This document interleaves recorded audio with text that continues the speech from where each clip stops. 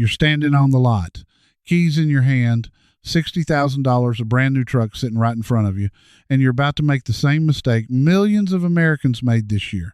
Here's the truth nobody at that dealership will tell you. Some of the most trusted trucks in the country are getting hauled back to the very lots they were sold from, engines grenaded, transmissions shuddering, owners begging to give them back. I've spent more than 30 years under the hood, and I've never seen a return wave like the one hitting us in 2026. So I ranked them 5 trucks people are handing back right now, worst offenders climbing to the top. And the number one truck on this list is the one nobody sees coming because it wears the most trusted badge in America, and a real recall document with a real defect rate proves it. Whether you're buying new, buying used, or you've already got one parked outside, you need to see where yours lands before you spend another dollar. I remember the exact moment this list started forming in my head. A guy named Dale rolled into my bay with a 2-year-old truck, 41,000 miles, making a noise like a coffee can full of bolts. He'd babied that thing. Changed the oil early every time, and it didn't matter one bit. That's when I knew something had gone rotten in the way these trucks get built and sold. Let me walk you through it. Starting at number 5, we've got the Ram 1500, and specifically I'm talking about the ones running that 3-liter EcoDiesel V6, roughly the 2020 through 2022 build years. Now, on paper, this thing is a dream. 28 miles per gallon out of a full-size pickup, tons of torque, quiet as a luxury car. Folks bought these to save money at the pump. That was the pitch. Here's what actually happens. That EcoDiesel has an oil pump and a main bearing setup that starts eating itself, and when it goes, it doesn't warn you politely. I've had these towed in dead, no compression, metal in the oil pan. The fix isn't a fix.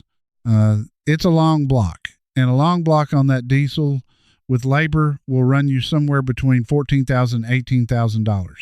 On a truck that maybe cost you $55,000 new, you do that math and you understand why people are walking away. And it's not just the engine. The emission system on these diesels, the EGR cooler, and the exhaust fluid setup throws codes that put the truck into limp mode. Now you're crawling home at 25 miles an hour on the shoulder of the interstate, hazards blinking, praying you make it. I've seen owners spend $3-4 grand chasing emissions gremlins that never fully go away. So here's your practical takeaway if you're eyeing one of these used. Pull the oil cap, look for a milkshake color. That means coolant's mixing where it shouldn't. Ask for every service record, and if the seller can't show you the oil got changed religiously, walk. That diesel does not forgive a skipped interval. Now, number 5 stings because people bought it to be smart. But at least the EcoDiesel is a niche engine. The truck sitting at number 4, millions of them are on the road right now, and the failure inside it is so common I could set my watch by it. That brings us to number 4, the Chevy Silverado 1500 and its twin, the GMC Sierra, running the 5.3-liter V8. The one General Motors codes as the L84 with that active fuel management system baked in. This is the bread and butter truck of America. The one your neighbor drives, the one you probably trust without thinking about it, and that trust is exactly the problem. Active fuel management, or AFM, is a system that shuts off 4 of the 8 cylinders when you're cruising to save a little gas. Sounds clever. In practice, it's a lifter killer. Those collapsing lifters chew up the camshaft, and once that happens, you're looking at a top-end rebuild. I've pulled valve covers on these with barely 60,000 miles and found a lifter flattened like somebody stepped on it. The repair, camshaft, lifters, all the gaskets and labor lands between $3,000 and $5,000, and that's if the cam didn't score the block. There's another dirty little secret with these motors: oil consumption. Some of these 5.3s burn a quart every 1,500 miles, and the dealership will tell you that's normal. It is not normal. What's happening is the AFM system and the piston rings are letting oil sneak into the combustion chamber, and if you're not checking your dipstick, you'll run it low, starve those lifters, and speed up the exact failure I just described. I had a contractor, big framing crew, brought me 4 of these trucks over 2 years, Every single one needed lifter work before 90,000 miles. 4 for 4. That's not bad luck. That's a design that shipped anyway. Here's what you do. If you own one of these, there's a way to protect it. And I'm going to give you a full rundown on that in just a minute because so many of you are driving this exact truck. For now, if you're shopping, listen for a tick at cold start, a little tapping that fades after a few seconds. That tick is the lifter telling you the truth the salesman won't. So number 4 is the everyman's truck betraying the everyman. But here's where it gets worse, because the next truck up doesn't just have one bad part. It has a transmission that fights you every single day you own it. Number 3, the Ford F-150, the best-selling vehicle in America for more than 40 years straight. And I want you to hear me clearly, because this one hurts to say. It's the 10-speed automatic transmission, the one Ford and GM co-developed, coded the 10R80, showing up in the 2017 through roughly 2020 trucks, and the 3.5-liter EcoBoost V6 paired behind a lot of them. Let's start with that transmission. The complaint that flooded every forum and every database is the shudder. You're rolling along at 40 miles an hour, light throttle, and the whole truck shakes like you drove over rumble strips. Ford issued technical service bulletins on this, more than one, trying to chase it with software updates and fluid changes. Sometimes a flash helps for a while, sometimes it comes right back. And when the valve body or the torque converter finally gives up, you're staring at a transmission bill between $4,000 and $7,000. Then there's the harsh shifting. These 10 speeds will clunk into gear hard enough that you think somebody rear-ended you. Owners describe it as getting bumped from behind at a stoplight. I've driven dozens of these, and I can tell you it's not in their heads. Now, the engine, that 3.5 EcoBoost, the earlier ones especially, has a cam phaser problem. When those phasers wear, you get a rattle on startup that sounds like a diesel, and eventually a loss of power and timing trouble. The phaser and timing job on that motor runs $3,000 to over $4,000 because of how much has to come apart to reach it. There's also a history of the timing chain stretching and the water pump being buried inside the engine, driven by the timing system. So when it leaks, coolant goes right into your oil. That water pump job alone can top $3,000. Here's the insider part. A lot of these problems got quietly managed with extended warranties and customer satisfaction programs instead of full recalls. That means the company knew, but the fix landed on your dime the second that coverage ran out. I've watched guys hit 100,000 miles, warranty gone, and get handed a repair estimate that's worth more than the truck's trade-in value. So the practical move, if you're buying a used F-150 from those years, drive it at exactly 40 miles an hour on a flat road and feel for that shudder. Start it stone cold and listen for the phaser rattle in the first 2 seconds. And if you own the 3.5, get on an oil schedule tighter than the manual says, because clean oil is the only thing keeping those phasers alive. Number 3 is brutal because it's the truck everyone assumes is bulletproof. But now I need to talk to those of you sweating right now, the ones who already own one of these, because I'm not going to leave you hanging. This next part is for you specifically. The person watching this with one of these exact trucks sitting in the driveway, feeling your stomach drop. I've been there. I bought a truck once that turned into a money pit, and I remember that helpless feeling, thinking there was nothing I could do but wait for it to break. So let me give you something real you can do this weekend in your own driveway without a shop and without spending much. First, and this counts for every truck I've mentioned so far, especially those 5.3 and 6.2 GM motors, you need to actually read your oil, not just check that it's full. Pull that dipstick, wipe it on a clean white paper towel, and look at the color and the smell. If it smells like gasoline or looks thin and watery, your engine is diluting the oil, and that's an early warning of ring or injector trouble. If it looks milky, you've got coolant getting in. Catching that early can be the difference between a $50 oil change and a $15,000 engine. Second, get yourself a cheap magnetic drain plug. Cost about $15, $20. When you change your oil, that magnet grabs any metal shavings floating around before they circulate. And here's the trick. When you pull it, look at what's stuck to it. A little gray fuzz is normal.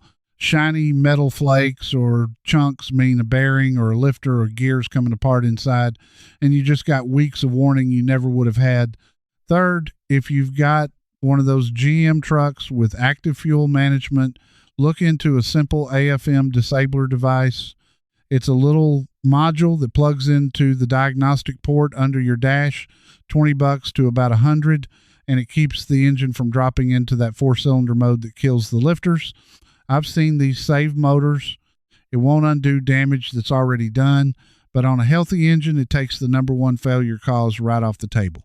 And fourth, for anybody with one of those 10-speed transmissions, don't wait 60,000 miles for the fluid change like some manuals suggest. Get that fluid done around 45,000 using the exact spec fluid, no substitutes.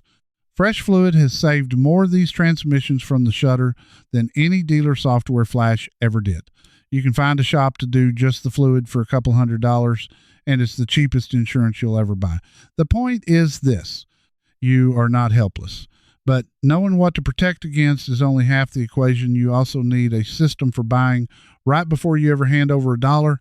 I put everything I know about that into a set of digital guides called Buy Right, Deep Reliability, and the Lemon Files. 30 years of what I've seen come through the bay, organized so you can use it before you sign anything. It's $67, and it's linked in the description at thehonestmechanic.com. If you're even thinking about buying a truck in the next 6 months, that investment pays for itself the first time you walk away from the wrong one. Now, let me tell you who built it this way, because by now you deserve to know. None of this is an accident. These systems, the cylinder shutoff, the buried water pumps, the 10-speed complexity, they weren't designed to last. They were designed to pass fuel economy tests and to look good on a spec sheet on the showroom floor. The engineers know these parts fail. The bean counters ran the numbers and decided a certain failure rate was cheaper than building it right. And the dealership finance office is standing by to sell you the extended warranty that quietly admits the truck can't make it on its own. You were sold a payment, not a promise.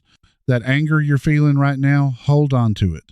Because the truck sitting at number 2 took that same greed and cranked it to a level that forced the company to buy engines back. Number 2, the GMC Sierra 1500 and Chevy Silverado, this time with the big motor, the 6.2-liter V8 coated the L87 in the roughly 2021 through 2024 trucks, and it lives in the expensive ones, the Denali, the High Country, the trucks people stretched their budgets to reach because they wanted the best, and the best is exactly what failed. This engine has a bottom-end problem. The connecting rod bearings and the crankshaft can fail, and when they do, the engine just stops, dead. On the highway, General Motors had to issue a massive recall over this, pulling in hundreds of thousands of trucks and SUVs, north of 400,000 vehicles, because the engines could seize without warning. Think about that. You're doing 70 in the fast lane with your family in the truck, and the motor locks up and the wheels want to stop turning. That's not an inconvenience. That's a safety crisis. The cause traces back to manufacturing. Debris and out-of-spec bearings and crankshafts made it into engines that rolled off the line and onto lots. So the failure isn't about how you drove it or whether you changed the oil. It was doomed before you ever got the keys. And the fix, in a lot of cases, is a complete engine replacement. A brand new 6.2 crate engine with labor is a $20,000 job. And even when the recall covers it, owners are waiting months for parts. Sitting without the $60,000 and $70,000 truck they're still making payments on. I had a fella come in, retired, bought a loaded Sierra Denali as his last truck, the reward for 40 years of work. Motor let go at 19,000 miles. 19,000. He wasn't even broken in yet. He told me he felt like a fool for trusting the badge, and I told him the truth. It wasn't his fault. It was built to fail and sold as the best money could buy. Here's why this one climbs so high. It's not a wear item that shows up at $100,000. It's a fresh truck dying almost new on the most expensive trims, hitting the buyers who did everything right and paid the most to do it. That's the deepest betrayal on this list so far. If you're shopping these, check the vehicle identification number against the recall database before you sign anything. If you own one and you hear any knocking from the bottom of the engine, any metallic pounding that speeds up with the throttle, stop driving it and get it to a dealer under that recall now before it strands you somewhere dangerous. So number 2 is a nearly new truck grenading on the interstate. You'd think that's rock bottom.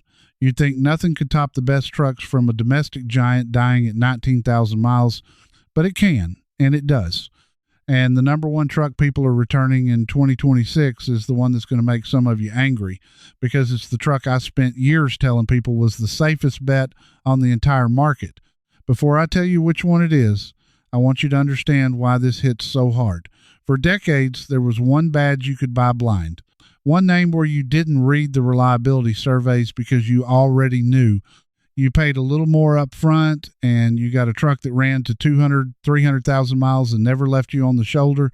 That reputation was earned, honestly, over 30 years. I built half my advice around it. I sent my own family to buy it. And that's what makes number 1 so painful.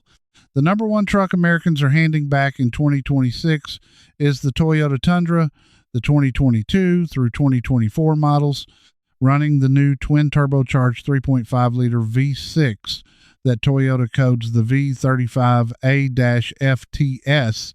Let me tell you what happened, because this is the part the mainstream car media got completely wrong. Still calling this truck bulletproof out of pure habit, while the failures piled up in the real world, Toyota walked away from the old, indestructible, naturally aspirated V8. That 5.7-liter V8 was one of the best truck engines ever built, an engine I'd see cross 300,000 miles and barely burp. They replaced it with this complicated twin-turbo V6 to chase power numbers and fuel economy ratings, and the new engine has a fatal flaw. Machining debris left inside the engine during manufacturing circulates through the oil, wipes out the main bearings, and the engine fails. Sometimes it knocks, sometimes it just shuts off while you're driving. This isn't a rumor from a forum. Toyota issued a recall covering around 102,000 of these trucks and their luxury cousins, admitting the engines could contain that debris and fail. Read that number again. Over 100,000 of the most trusted trucks in America recalled because the engine can die. And the remedy in many cases is a full engine replacement. On a Tundra, the one truck nobody ever thought they'd have to worry about, I'll never forget the first one that came to me. Owner had traded a 240,000-mile-old Tundra, ran flawless, to buy the newest one because he was that loyal. New truck stranded him at 30-some thousand miles, dead on the side of a county road. He looked at me like his religion had let him down, and in a way it had. Here's the journey of this truth, and why you're only hearing it now. The reliability was real once. Toyota built that trust honestly for 30 years. Then the same pressures that ruined the domestic trucks, the chase for power numbers, for fuel economy ratings, for a spec sheet that beats the competition, pushed them to abandon the engine that earned the reputation. The people who profit from that badge kept selling the old story because the old story moves trucks off the lot. The car magazines kept repeating it, but the trucks kept coming back. And the only place that truth got recorded honestly was in that recall document and in the bays of mechanics like me watching brand new Toyotas get towed in on the hook. Now you have it. So here's exactly what to do. If you're about to buy a 2022 through 2024 Tundra with that twin turbo V6, run the vehicle identification number through the Toyota recall lookup before you sign and confirm whether the engine was inspected or replaced. If it already got a new engine under the recall, that can actually make it a safer buy than one that's been ignored. If you own one and you hear any knocking, any rattle from deep in the engine, or the truck ever hesitates or stumbles at speed, get it to Toyota under that recall immediately. Do not wait. A knock is a bearing telling you it's about to let go.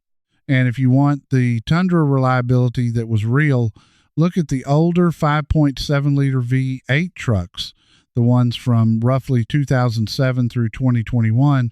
That engine still deserves the reputation the new one is coasting on.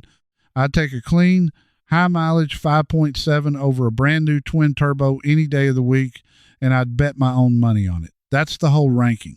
5 trucks getting handed back, from the money-saving Ram diesel to the everyman GM 5.3 to the best-selling Ford F-150 and its 10-speed up to the 6.2 GM engines grenading on the interstate, and finally to the Toyota Tundra, the truck that broke the last promise anybody thought was safe.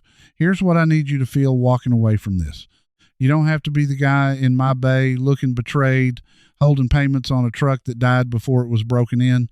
You just got the honest order, the real ranking, the one built from recall documents and repair bills instead of showroom spin, and that knowledge is worth thousands of dollars the moment you use it.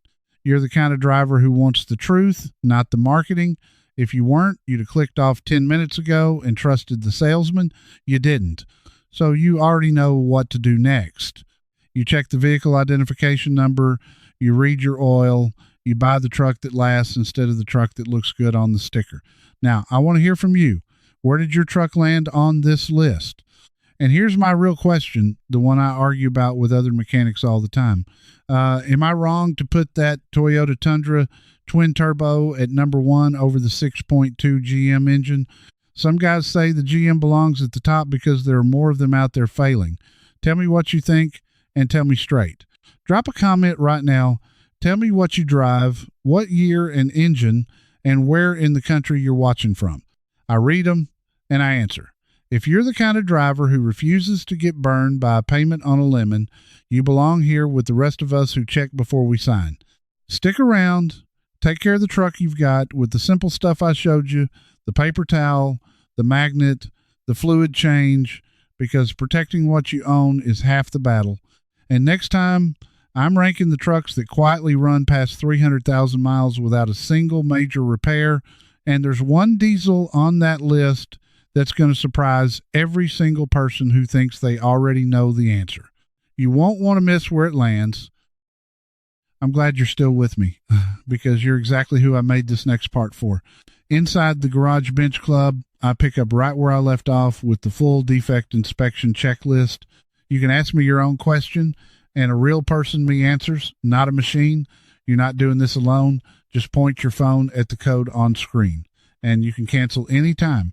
No risk. Now, before you buy your next truck, there's something you really need to know. The video starting right here shows you the modern features insurers are quietly refusing to cover so you can protect your money. Let's take a look together.